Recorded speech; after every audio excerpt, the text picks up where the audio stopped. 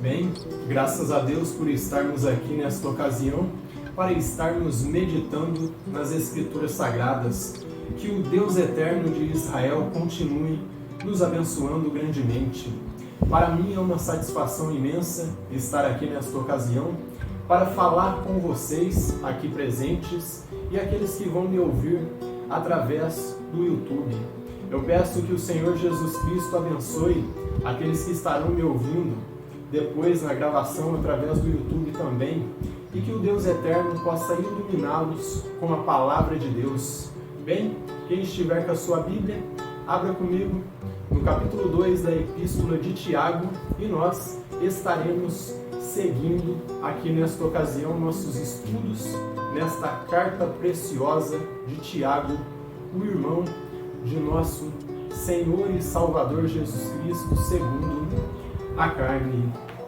Então, no capítulo 2, ali da Epístola de Tiago, a partir do verso 20 até o 26, é a escritura que nós vamos estar meditando aqui nesta ocasião. Então, diz assim, Epístola de Tiago, no capítulo 2, de versículos 20 até o 26. E pela misericórdia de Deus vamos estar finalizando mais um capítulo, pela graça de Deus. Então diz assim: Queres, pois, ficar certo, ó homem insensato, de que a fé sem obras é inoperante? Não foi por obras que Abraão, o nosso pai, foi justificado quando ofereceu sobre o altar o próprio filho Isaque? Vês como a fé operava juntamente com as suas obras. Com efeito, foi pelas obras que a fé se consumou. E se cumpriu a Escritura, a qual diz: Ora, Abraão creu em Deus, e isso lhe foi imputado para a justiça, e foi chamado amigo de Deus. Verificais que uma pessoa é justificada por obras, e não por fé somente. De igual modo, não foi também justificada por obras a meretriz Raabe, quando acolheu os emissários e os fez partir por outro caminho? Porque assim como o corpo sem espírito é morto, assim também a fé sem obras é morta. Amém? Até aqui a leitura das Escrituras Sagradas, a palavra de Deus. Então nós encontramos aqui a sequência das declarações do nosso querido Tiago, discípulo do nosso Senhor e Salvador Jesus Cristo, o qual não pertencia ao número dos 12, mas era irmão segundo a carne do nosso Salvador. E ele segue aqui expondo os seus argumentos. Então o nosso autor, o que ele começa a fazer aqui? Ele segue com os seus argumentos e agora, de uma vez por todas, ele vai aqui passar a descrever algo bastante interessante a respeito de fé e obras. Então agora, de uma vez por todas, ele esclarece aqui para seus leitores ali, primitivos, e para cada um de nós, que a fé sem obras, ela é morta. Ou seja, não passa de mera falácia intelectual, onde a pessoa diz que tem muito conhecimento, onde a pessoa diz que sabe muito, mas na atitude ela demonstra que não sabe exclusivamente nada. Por isso que é uma falácia intelectual. Talvez a pessoa esteja com a mente cheia de conhecimento acerca das Escrituras, mas ela não pratica. Não adianta ter muito conhecimento, ficar enchendo a mente de estudos da palavra, só que na prática essa palavra ela não funciona. Então o que Tiago está denotando aqui é que a palavra deve funcionar. Toda a fé que é ensinada, a fé do nosso Senhor e Salvador Jesus Cristo, ela deve ser ativa. Então, se ela não for demonstrada em ação, é como um cadáver que já está sem espírito, está sem o fôlego de vida e está inoperante. Então, se não for demonstrado em ação, é da mesma forma aí que um corpo morto que já está sem fôlego de vida e ali está inoperante. Da mesma maneira é a fé sem obras. Se ela não tiver as obras, ela é ineficaz e inoperante. Então, da mesma forma que o corpo aí, quando tem espírito, evidencia que a pessoa está viva, a fé com obras, ela é evidenciada, expressada que ela é viva. E nos versos 20 ao 23, nós encontramos ele dizendo isso, ó. Queres, pois, ficar certo, ao homem insensato, de que a fé sem obras é inoperante? Não foi por obras que Abraão, nosso pai, foi justificado, quando ofereceu sobre o altar o próprio filho Isaque? Vês como a fé operava juntamente com as obras. Com efeito, foi pelas obras que a fé se consumou. E se cumpriu a Escritura, a qual diz: ora, Abraão creu em Deus, e isso lhe foi imputado para a justiça, e foi chamado amigo de Deus. Então Tiago está salientando que a fé ela deve estar acompanhada de obras, senão ela é inexistente.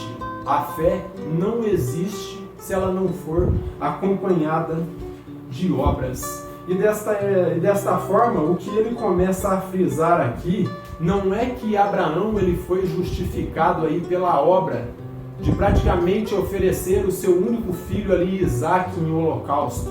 O que ele está frisando aí, meus irmãos, é que essa obra aí evidenciou a justificação aí que Deus já havia operado lá em Gênesis 15:16, aonde diz que Abraão creu em Deus e isso lhe foi imputado para a justiça. Então isso aí impulsionou, evidenciou uma fé que já existia. E ele foi justificado por essa fé que foi ali colocada nele, por meio da graça de Deus, anos atrás. Não foi esse ato aí, mas este ato evidenciou ainda mais a fé de Abraão. Então essa ação de obediência dele aí a Deus consumou e revelou a justificação que já havia ocorrido anos atrás na vida de Abraão. Ali em Gênesis 15:16, como eu disse, Abraão creu em Deus e isso lhe foi imputado para a justiça.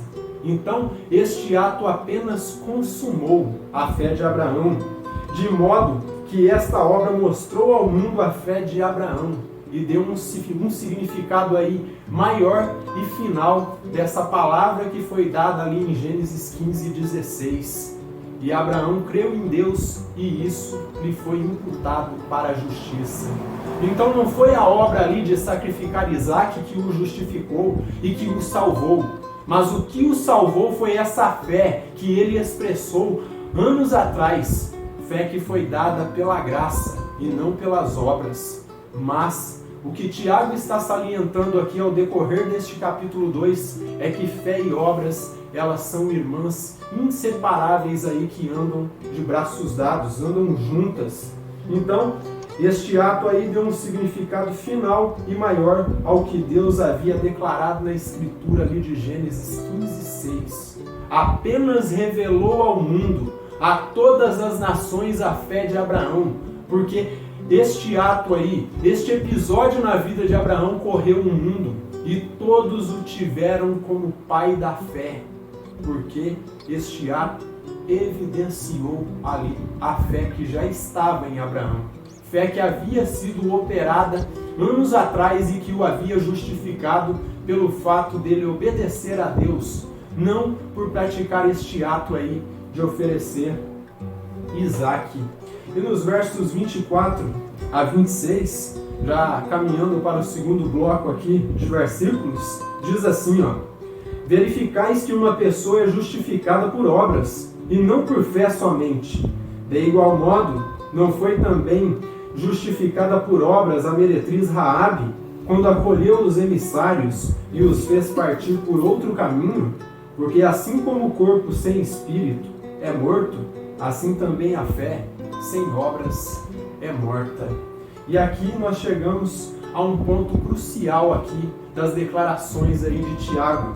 Por isso ele diz: veja, olhe, observe Aí denote o que está acontecendo, que o homem ele não é justificado apenas pela fé, mas em conjunto com as obras. E o porquê? Porque essas obras vão revelar que de fato o ser humano foi justificado. Porque aonde não há justificação, aonde não há salvação, meus irmãos, não há obras. E se não há obras, a fé é morta, ela é inexistente. Então, ele descreve aqui que o homem não é justificado pela fé, mas pelas obras, mas que essa fé Então, por isso ele diz, veja, olhe, observe, que o homem não é justificado apenas pela fé, mas pelas obras. Mas que fé seria essa que Tiago está denotando aqui? Que fé seria essa que ele está expressando aí? Fé que não salva. Essa é uma fé vazia, uma fé aí que é falsa, uma fé que não é operante. Como eu disse ao início, apenas uma falácia intelectual, onde a pessoa diz, eu creio em ti, meu Senhor. Só que na hora que precisa agir, ela não age. Então ela não tem atos que demonstram que ela pratica essa fé.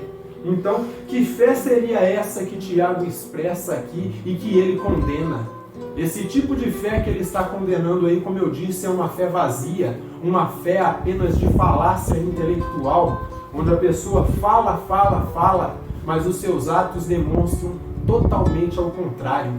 Então nós temos que falar que nós cremos em Cristo Jesus, mas os nossos atos devem demonstrar que de fato nós estamos em obediência a Ele.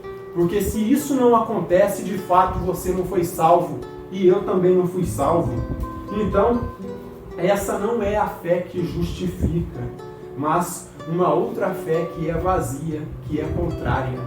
Então Tiago ele segue aí refutando o seu interlocutor aí, que dizia que a fé somente justificava apenas falar, apenas essa fé intelectual justificava. E Tiago ele diz, não, a fé deve estar aí acompanhada de obras. Se ela não for acompanhada de obras, essa fé é insignificante. Lutero, ao comentar esses versos aqui, ele diz algo bastante interessante. Quando ele vai e se retrata a respeito da carta de Tiago, ele diz o seguinte, esta fé é uma coisa poderosa, sempre ativa e viva. Para ela é impossível não praticar coisas boas, sem cessar. Então o que Lutero está dizendo aqui? Ele está dizendo que esta fé que produz salvação, que produz justificação, é uma coisa poderosa. E para ela é algo impossível não produzir ações aí que façam o indivíduo praticar coisas boas sem cessar. Deste modo, para ele, a fé genuína, ela deve vir sim acompanhada por obras. Não são essas obras que vão te salvar, mas elas vão demonstrar que você realmente foi salvo. Então, a fé que salva deve estar acompanhada da ação. Em suma, o que Tiago segue esclarecendo é que fé e obras são coisas que se completam. É como se fosse uma planta. A fé seria a raiz e aí as obras seriam os frutos que estão evidenciando, como disse Calvino, que essa árvore frutífera está viva. Se não tem frutos, como é que essa árvore frutífera vai demonstrar que está viva? Se você chegar a uma árvore frutífera e ela não tem frutos, ela está morta, porque não está produzindo nada. E com razão o Senhor Jesus Cristo, quando chegou naquela figueira brava e não encontrou nada lá, ele amaldiçoou ela e disse que nada mais ela produzisse, que secasse desde a raiz até a copa. Então, a fé deve estar acompanhada das obras. Então, no sentido de que uma pessoa ela só pode dizer que é salva se sua vida é uma vida piedosa e obediente diante de Deus e ela ama o seu próximo. Se ela não é obediente à palavra de Deus, se ela não ama o seu próximo, a sua fé é vazia e inefetiva. O reverendo Augusto Nicodemos, ao comentar esses versos aqui, ele diz o seguinte, falando a respeito aí do termo operar, que nós encontramos aí na carta de Tiago. O termo operar juntamente significa literalmente engajar-se num esforço conjunto, trabalhar junto, daí a ideia de assistir junto. Então o que ele está dizendo aqui? Nesse sentido, fé e obras são irmãs inseparáveis. Elas andam juntas, trabalham juntas, e onde nós encontramos fé, corriqueiramente você vai encontrar obras. Como eu disse, não que essas obras te salvam, mas elas revelam que você de fato foi salvo. Então, elas são irmãs inseparáveis, que trabalham juntas e em comum acordo, onde a fé produz obras que vão elucidar, que vão explicar a fé que tal pessoa, que tal indivíduo diz que tem. Então, ali como nós vemos aí Raabe, a meretriz, ela havia crido na palavra que os emissários haviam falado a ela. E ali, a fé que ela já havia tido, ao crer nessas palavras, cooperou na obra de despedi-los por outro caminho e assim livrá-los da morte. Porque ali os exércitos de Jericó já estavam à espreita e sabiam que haviam infiltrados vindo dos hebreus que estavam dentro da cidade. E se não aparece, meus irmãos, alguém ali que dê guarida a esses dois homens, com certeza eles seriam presos. E deste modo seriam mortos. E Deus operou ali na vida de Raabe, a salvou por meio da palavra que foi pregada para ela, dizendo que Deus havia dado aquela terra ali para os hebreus e que eles de fato iriam tomar. Ela vai e crê e passa a acreditar no Deus de Israel. Depois essa fé que justificou a vida dela, logo cooperou na obra de despedi-los por outro caminho e assim livrando eles da morte. E logo nós encontramos aí Abraão. A fé dele cooperou na obra ali de sacrificar o seu filho. Porque nós sabemos pela Escritura que diante de Deus, Abraão sacrificou Isaque.